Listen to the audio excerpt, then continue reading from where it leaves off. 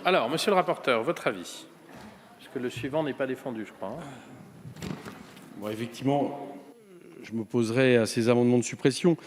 Je vais en profiter juste parce que je ne l'ai pas fait jusqu'à maintenant et parce que je ne suis pas sûr qu'ils pourront prendre la parole pour remercier les co-signataires de ce texte, en plus évidemment de tous mes camarades et collègues de France Insoumise, c'est-à-dire Caroline Janvier, Hubert-Julien Laferrière, François-Michel Lambert, Jean-Baptiste Moreau, Mathieu Orphelin, Michel Victory, Aurélien Taché, Ludovic Mendes, donc, y compris donc, plusieurs membres de la majorité qui, et ce n'est pas un hasard, on fait partie de la mission sur le cannabis. Pourquoi ce n'est pas un hasard?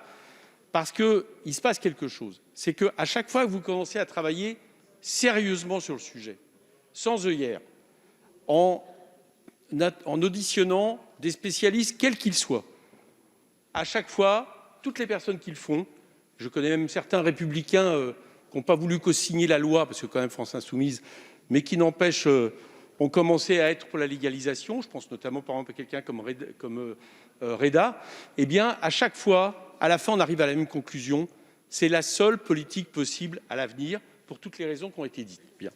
Alors maintenant je voudrais répondre, donc remercier aussi les administrateurs, parce que je ne l'ai pas fait jusqu'à maintenant, qui nous ont aidés dans ce travail. Bon, il fallait bien qu'il y ait à un moment donné quelque chose de très polémique et égrénant des contre-vérités, comme parfois malheureusement on a l'habitude de l'entendre dans ce débat. Donc c'est mon collègue Jolivet qui s'y est prêté avec pugnacité et talent. Enfin, talent, je le fais entre guillemets, pour le fait d'avoir des contre-vérités. Non, ce n'est pas vrai. Il y a pas, les études que vous citez sont fausses, parce qu'il y a un fait réel. C'est qu'il n'y a pas un seul pays qui s'est engagé dans la voie d'une légalisation sous contrôle de l'État qui est revenu en arrière. C'est ça la réalité. Et qu'au contraire, vous le savez très bien, l'Allemagne va bientôt le faire, la Suisse va bientôt le faire. Madame Dreyfus, qui était l'ancienne présidente de la Confédération helvétique, qui est aujourd'hui présidente de la commission qui travaille justement sur la question des drogues au niveau mondial, nous disait que dès le départ en Suisse, ils avaient à un moment donné pris un peu, j'allais dire, un cours un peu libéral. Ils ont arrêté l'expérience. Nous, on l'a dit, on n'est pas pour. Et puis là, ils sont en train de préparer une loi qui va vers une légalisation sous contrôle de l'État dans les années à venir. Donc ce n'est pas vrai. Et pourquoi ce n'est pas vrai? Parce que les chiffres que vous citez, laissant penser qu'il y aurait une explosion de la consommation, que finalement ça ne ferait rien sur le trafic, s'avère faux. Si ces pays-là ne reviennent pas en arrière, c'est qu'ils n'ont aucune nostalgie de la politique antérieure de prohibition qui a les conséquences qu'on connaît dans notre pays. Et là, chers collègues, ce n'est pas le fait d'appuyer ou pas les forces de police. Vous savez, moi, dans ma circonscription, je les appuie, les forces de police. Simplement, je vais redonner l'anecdote que j'ai donnée tout à l'heure un peu rapidement. D'accord? Les forces de police à Saint-Ouen, c'est à peu près 80% de leur boulot. Ils arrivent sur un point de deal, je l'ai dit tout à l'heure, ils font vraiment le job. Ils arrivent à atténuer le point de deal. Et puis malheureusement, il y en a un autre ailleurs. À Saint-Ouen, ça peut être dans d'autres villes. Et donc, ils vont sur cet autre point de deal. Et pendant ce temps-là, le premier redémarre, y compris avec des règlements de compte. Et les syndicats de policiers qu'on a interrogés, y compris des syndicats qui, pour des raisons principielles, etc., sont contre la légalisation, nous disent on vide l'océan avec une cuillère. C'est ça leur réflexion. Donc là-dessus, ce n'est pas le problème d'être pour ou pas la fermeté, de pas ou pas appuyer les forces de police. C'est que tout ça est un tonneau des Danaïdes, tout simplement parce que, et là c'est peut-être la différence qu'on a ensemble, c'est qu'on ne parviendra pas à éradiquer dans nos sociétés tous les produits psychoactifs. Ce n'est pas possible. Et là, je mets les produits illicites, peut-être parce qu'il y a quelque chose dans la nature de l'homme qui fait qu'à un certain moment, on les pratique.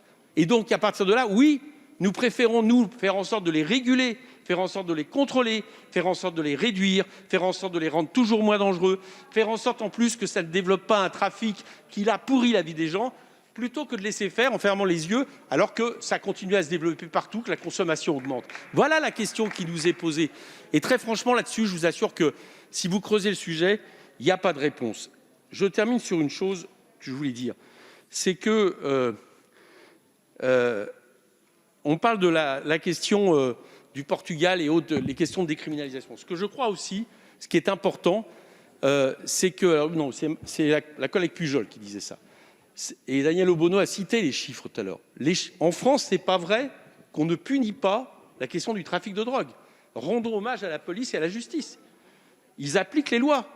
D'accord ? Il y a en France, Daniel a donné les chiffres tout à l'heure, Daniel Obono, il y a 57 000 condamnations par an et 20% des personnes détenues en prison le sont en lien avec la question du trafic de drogue, dont la plupart usagers. Donc c'est ça la réalité. Donc ne laissons pas dire que la justice, finalement, ne ferait pas le job, etc. Et d'ailleurs, moi je vais vous dire, la police, dans la Seine-Saint-Denis, on a fait une réunion récente pour essayer de régler la question d'un four qui était infernal pour les habitants. Ils disent que c'est pas vrai, la justice suit. Mais simplement, il y a un moment donné où, quand la demande est aussi forte, vous pouvez faire tout ce que vous voulez. Vous pouvez arrêter, par exemple, des petites mains, en reprendre d'autres. Actuellement, la mode, par exemple, c'est de prendre les jeunes mineurs isolés étrangers. Parce que et ça sera sans fin. Donc, à partir du moment où on fait ce constat, il est nécessaire que l'État s'y mette et empêche ces trafiquants de pourrir la vie des gens. Voilà. Et ça, pour ça, moi, je ne vois pas d'autre moyen, exactement comme on l'a fait pour le tabac, l'alcool à certains moments. Aux États-Unis, ils sont revenus sur la prohibition de l'alcool. De faire en sorte que ça soit l'État qui s'en mêle. Parce que oui, justement, collègues, par rapport à ce que vous citez comme un narco-État, moi, j'ai confiance dans l'État français pour être capable, à un moment donné, d'aborder cette question pour la santé publique, dans l'intérêt général et pour réduire les trafics, et non pas pour développer le trafic, à des fins d'ailleurs je ne sais pas très bien lesquelles, ça me semble un peu bizarre comme accusation. Voilà pourquoi je m'oppose à la suppression de ces articles et qu'une fois encore je remercie les collègues qui ont accepté de co-signer cette loi. Je vous remercie.